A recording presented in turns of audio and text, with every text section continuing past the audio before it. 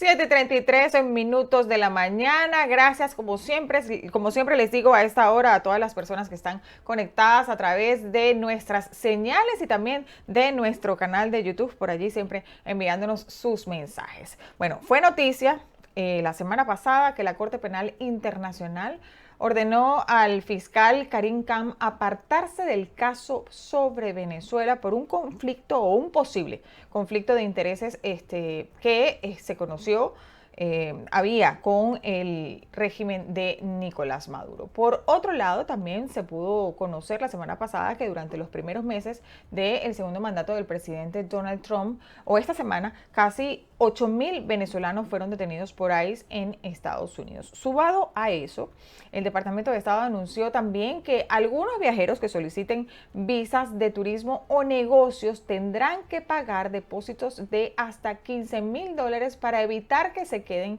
más tiempo de lo permitido. Queremos desglosar, como ustedes saben, todos los martes estos temas, y Gaby Peroso, nuestra compañera en BPI TV, se encarga de mostrarnos el panorama un poco más visible. Gaby, bienvenida, gracias por acompañarnos una vez más con tus perspectivas.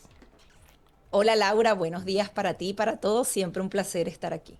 El placer es nuestro también. A ver, la decisión de la Corte Penal Internacional de apartar al fiscal Karim Khan del caso sobre Venezuela generó de alguna manera reacciones mixtas, ¿no? La sala de apelaciones detectó un potencial conflicto de intereses por un vínculo con una firma de abogados que representó al régimen de Maduro. ¿Qué significa esta decisión en términos prácticos para el caso Venezuela ante la CPI? ¿Podría ayudar a la investigación, que creemos que puede ser que sí, sobre crímenes de lesa humanidad en Venezuela? Bueno, yo creo que sería adelantado saber o predecir qué puede pasar específicamente en el Sí. caso venezolano, porque si estábamos confiando en un fiscal de la Corte Penal Internacional, un abogado británico con una carrera en teoría ininterrumpida y brillante, y esta persona se le exige que se recuse, que se aparte del caso, y lo hacen los demás jueces de la Corte Penal Internacional, no sé realmente si puede haber una confianza plena en posteriores pasos de la Corte Penal Internacional, y da muchísimo dolor, Laura, porque bueno, habían críticas a la fiscal anterior, hay Ujú. críticas al fiscal adjunto interino que se encargará del tema Venezuela, y aquí lo triste es que estamos hablando de casos terribles, Laura. Estuvimos reseñándolos por BPI TV. Por ejemplo, un día fuimos a la Organización de Estados Americanos en Washington y están esos testimonios terribles, y esos son los que conocemos. Hay unos mucho más duros que están en el terreno de la confidencialidad y que están en manos de la Corte Penal Internacional. Estamos viendo entonces que se le pidió la recusación, que él mismo se retire. Para que hayan llegado a este paso, imagínate lo que pudieron conseguir allí. Esto lo habían simplificado, incluso él mismo, que no dio esa información en su debido momento, cuando ya fue descubierto, dijo que bueno, que él no había compartido ningún tipo de información con su cuñada. Pero estamos hablando, imagínate, la hermana de la esposa, que adicionalmente... Ponte que, bueno, hay una relación familiar, pero no hay una relación entre ellos dentro del sistema penal de justicia, pero sí existe, porque no es que es una persona casual, era la abogada que defendía a Nicolás Maduro y a sus cómplices. Ella había sido una de las subordinadas de el fiscal de la Corte Penal Internacional. Esto es gravísimo, incluso no debería no solamente no ocurrir en el caso de Venezuela, sino en ningún caso. No deberían haber familiares directos a el fiscal que está haciendo este tipo de acusaciones. Entonces, todo esto nos lleva a pensar por qué visitó tantas veces Mm. Venezuela. Realmente era parte entonces de alargar la espera para todos los venezolanos. Siguen haciéndose comparaciones que son inevitables y me dicen, no, lo que pasa es que estamos hablando de una guerra, de esto, hablan de Israel, tienen orden de detención con a Netanyahu, está el caso de Rusia también. casos que han avanzado de una manera significativa. Y nosotros estamos hablando de un caso que si bien se inició oficialmente en 2018, tenemos casos desde el 2014. Si vemos incluso el cuadro de mando, está viejísimo. Hay varias personas que ni siquiera están. Adicionalmente hay una figura, un embajador dentro de la Corte Penal Internacional, que en un principio fue un familiar de Tarek El Aissami, que ahora lo cambiaron porque obviamente este hombre entró en desgracia, y eso también nos hace pensar a las víctimas, a los venezolanos que Ujú, quieren justicia, no están en desventaja con claro. todo este sistema. Realmente es penoso. Habían críticas a Robert Carmona Borjas, que fue el abogado venezolano en el exilio que adelantó este proceso, porque decían, no, no podemos dejar que se retrase. Bueno, pero si este hombre no va a llevar a hacer justicia, es mejor que se retrase a que simplemente estemos en manos de un fiscal que no va a ser acusador y mucho menos condenador de todos estos delitos. Así que yo creo que es importante, se limpia la casa, Sí, pero tener una certeza de lo que va a pasar en el caso de Venezuela no la tengo. Ellos claro. siguen insistiendo en que todo sigue avanzando y que nada se paralizó, pero Sí, eso solo nos lo dirá el tiempo. claro, y además estos procesos son sumamente lentos, pero según conversábamos con el periodista Luis Carlos Díaz hace unas semanas que hacía una investigación acerca de la Corte Penal Internacional, también nos decía que estos casos van lentos pero seguros. Ahora, ¿cómo pudiste palpar cómo fue la reacción del régimen de Maduro al saber esta noticia?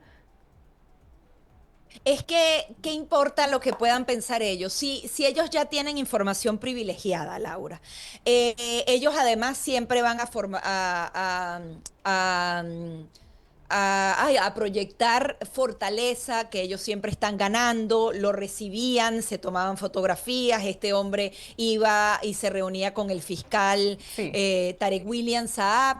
O sea, aquí el tema es, yo más que la reacción del gobierno de Nicolás ujú, Maduro, ¿cómo se sienten las víctimas, Laura? claro, también. Que tú digas, Dios mío, este hombre lo tuvieron que apartar los jueces del sistema, ni siquiera fue capaz de él mismo retirarse.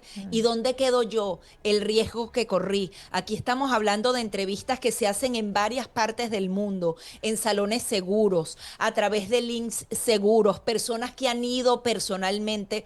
Yo tuve la experiencia sí. de hacer parte del caso de la Corte Interamericana de Derechos Humanos, y eso es una preparación bien exhaustiva, y mi caso era muy simple, era público, las agresiones que sufríamos los periodistas, no había ningún tipo de riesgo, pero igual hay un impacto psicológico y Claro. emocional grandísimo en el caso de esas víctimas, o de las personas que incluso están abandonando sus casos, se sienten burlados, realmente dirán, ¿hay realmente confianza en esta institución? Si ya hay algunos que finalmente salieron de las garras del régimen de Nicolás Maduro y se retiraron, con este tipo de noticias no habrán otros que van a decir, mejor yo dejo el caso así. Están hablando de que le están pagando, o les están o amenazando, o dando alguna que otra dádiva para que se retiren del caso. O sea, realmente los tentáculos de esta Claro. gente son inimaginables, y es muy triste porque esa era una de las grandes esperanzas que estaba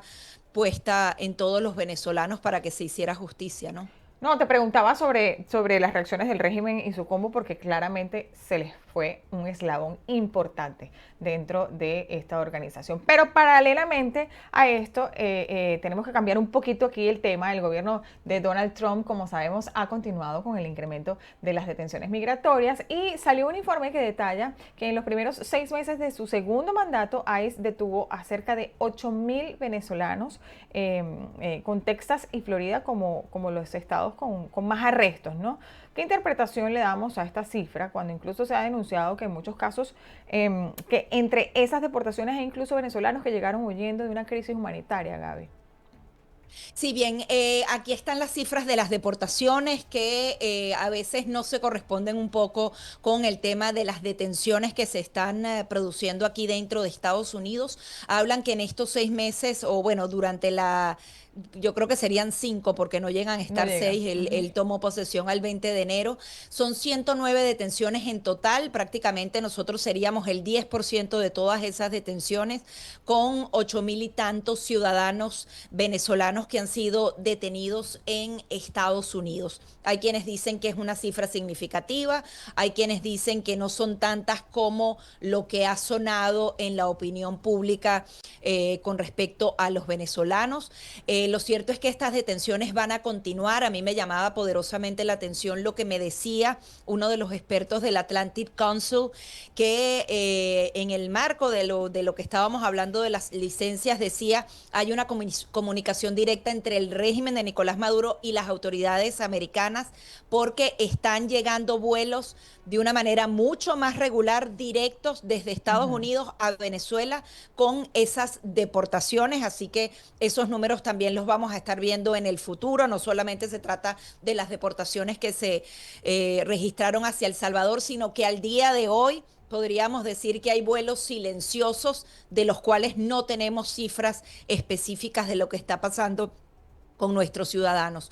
Obviamente huyen de una crisis, pero también cada uno de los venezolanos que decidió venir acá de manera ilegal, Ujú. ilegítima, porque lamentablemente es así, tenía que saber que podía sufrir una consecuencia. Yo, por ejemplo, saco a las personas del parol humanitario, en donde un gobierno de Estados Unidos, no importa del partido que sea, le dio esos papeles legítimos e hizo que se vinieran. Tenían un periodo de 2 años para permanecer acá. Ya hay varios que se les ha vencido, a otros está por vencerse. En ese caso en particular no tienen ninguna culpa y efectivamente estaban huyendo de una crisis. Pero las personas que decidieron quedarse más tiempo de la visa, pasar por la frontera de manera ilegal, tenían que entender que tarde o temprano la ley debe cumplirse y lamentablemente es así. Hay muchas personas que después tuvieron la protección del TPS, pero si antes violaste las leyes migratorias, eso tiene que tener una consecuencia porque la tiene aquí en Estados Unidos y en cualquier parte del mundo. Y llama la atención el número de detenciones en donde se están practicando. Y los dos estados con mayor número de detenciones, obviamente no es de extrañar Texas, que acapara más del 23% del total de esas detenciones. Se trata de un estado fronterizo, pero me llama la atención que el segundo no es California Ujú. o otro estado cerca de la frontera, sino que es Florida, porque justamente el gobernador Ron DeSantis ha estado trabajando de la mano del gobierno federal y esto supone más del 11.1% de las detenciones totales que se han practicado hasta ahora. Ahora, Venezuela aparece como el cuarto país con más migrantes detenidos por ICE durante los primeros meses, muchas veces opacada por las cifras de México y Guatemala e incluso Honduras, ¿no? Pero a esto, Gaby, y no quiero dejarlo pasar por alto, se le suma una noticia que creo que salió el día de ayer de la decisión del Departamento de Estado de exigir depósitos de hasta $15,000 a ciertos solicitantes de visa B1 y B2, especialmente en países con altas tasas de permanencia ilegal. No sabemos hasta ahora si esto incluye Venezuela, porque como bien comentábamos, las visas para Venezuela están paralizadas, ¿no? Pero esto podría ser una nueva etapa de restricciones migratorias que van más allá de la frontera y comienzan a operar desde los consulados, podría ser. Sí, se haría a través de los consulados, de las embajadas y bueno, y estaría atacando un punto en particular que todavía ellos no habían abordado, por Sí. así decirlo. Una cosa es las personas que pasan por la frontera y Ujú. otras son las que se quedan en territorio para ahondar primero en quiénes serían los posibles, porque en teoría lo van a publicar hoy, Ujú. arranca a partir del 20 de agosto, ya les voy a dar más detalles del trámite. Aquí sí tuve que hacer mi chuleta, Laura, porque eran como Tranquila. muchas fechas y muchos datos. Tranquila, Pero además que me llama la está atención. calentita la información. Sí, me llama la atención es los números. A simple vista, si ves el mapa, Ujú. en rojo están gran parte de las naciones, bueno, no gran parte, naciones africanas son las que tienen la tasa más grande entre el número de personas que entra versus los que deciden quedarse. Estamos hablando de Chad, del Congo, de Djibouti, que tienen porcentaje de sobreestadía de hasta el 49%. Es decir, de 100 personas que entran, 49 9 se quedarían en suelo estadounidense después de que se les venció la visa. Es una tasa altísima, la de Venezuela. Estamos hablando de un país de África del 49%, la de Venezuela se ubica en un 9 la de Venezuela está sobre el 9-10% máximo, es decir, de cada 100 personas, solo 9 decide entonces quedarse violando el término de tiempo de su estadía.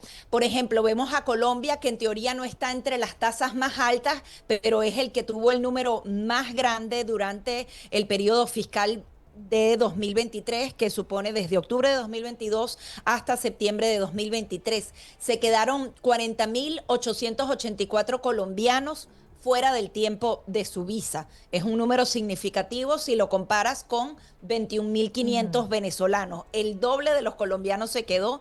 Y bueno, ya sabemos más o menos por dónde va transitando esta nación. Y obviamente nos llama poderosamente la atención que nuevamente los países con mayor número de tiempo de estadías prolongadas que violan justamente estas condiciones son las dictaduras del Sí. continente.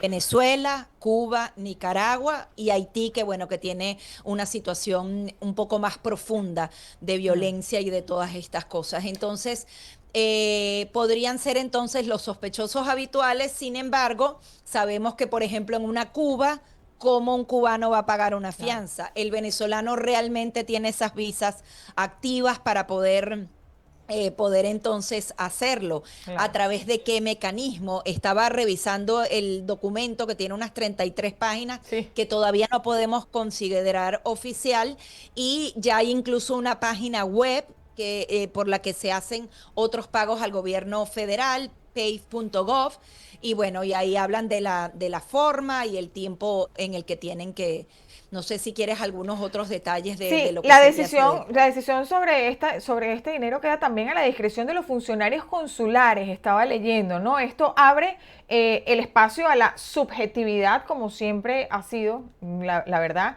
y a posibles injusticias incluso en la aplicación de la medida, ¿no? A pesar de estos datos que nos dan. ¿Cuán preocupante o positivo, quizás depende de la óptica con que se mire, es este elemento discrecional? Claro, es que esto afecta a los viajeros legítimos, que Claro. son los que normalmente más aprovechaban el sistema. Ahí nuevamente vuelvo a los porcentajes. Oye, ¿por qué si de un número de 100 venezolanos que llegaban a Estados Unidos y siempre volvieron a casa, solo ese 9% hace un impacto en el resto?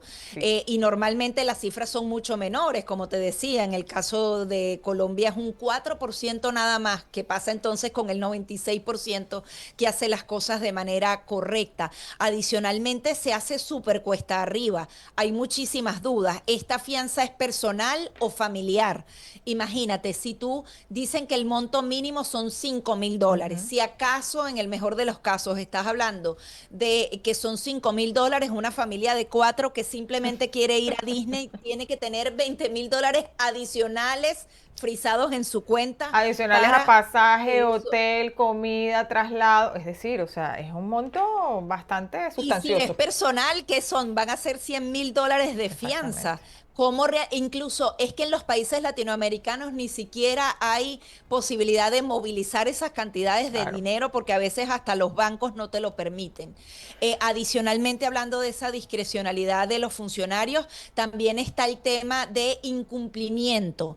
En incumplimiento hablan no solamente de la sobreestadía, que bueno, sería muy básico. Usted se quedó más tiempo, usted se queda sin su fianza y en algún momento vuelve a su país. Pero incluye trabajo no autorizado, hay personas que vienen, trabajan Trabajan y se escondidito y van. se van, o incumplimiento de condiciones. ¿Cómo y quién establece el incumplimiento de condiciones? Ahí Claro, también entra el tema de la discrecionalidad. claro. Todo eso supone la pérdida de la fianza. ¿Quién haría el proceso para saber si tú hiciste un trabajo no autorizado en Estados Unidos? Que podría Sí, ser muy casual, capaz y te viniste, hiciste algo en las redes sociales que no consideras un trabajo, que no, claro. no era remunerado, y lo consideran un trabajo porque hiciste algo público, qué sé yo, con una empresa o un influencer. O sea, Es hay muy tantos amplio el grises. espectro. Es muy que amplio el es número. preocupante, es bien, bien preocupante, pero bueno, es parte de esa tolerancia cero. Adicionalmente manda un mensaje interno a las Ujú. personas que siguen entonces pidiendo que haya un orden. Habían dicho que eran demasiadas personas y realmente el número es significativo. En apenas un año entraron 9.800.000 personas y se quedaron 314.000. También cuando tú dices, Dios mío, 314.000 se quedaron y ahora no tienen un procedimiento legal por miles de razones. O sea, Claro, no quiero en ningún momento ni justificar claro. ni criticar a esas personas. Hay muchísimas circunstancias, hay temas de salud e incluso de huida, pero el número es significativo si simplemente lo ves desde el punto de vista estadounidense. Que esto haga una solución, no lo sé. Se trató de implementar en el pasado, forma parte de manuales de los consulados y las embajadas. No es que es una idea completamente nueva, pero al parecer era muy engorroso ejecutarla. Sin embargo, dicen que ahora sí se están sentando las bases. Ojo, hoy es que podríamos saber, se trata de un artículo Exactamente. publicado en los medios acá, hay un documento que no sabemos si es un borrador o es el Oh, exacto. definitivo, Sí, pero no, no es y vamos a oficial. ver entonces. Sí, sí. Bueno, Pero Gaby, bueno, ahí más o menos están los datos. como siempre, un placer conversar contigo porque además siempre vienes cargada de información y bien, bien estudiada, como dices tú. Muchísimas Así gracias es. por ampliarnos la visión de lo que sucede y de lo que la gente pues pregunta, ¿no? Que muchas veces no saben. Gracias por conectarte con nosotros como todos los martes y será hasta el martes que viene. Nos vemos un ratico. Sí, nos vemos en un ratico. Gracias, Laura. Chao, chao. Y ustedes no se aparten porque ya venimos con más de su programa Buenos Días con buena información y entretenimiento también. Ya venimos.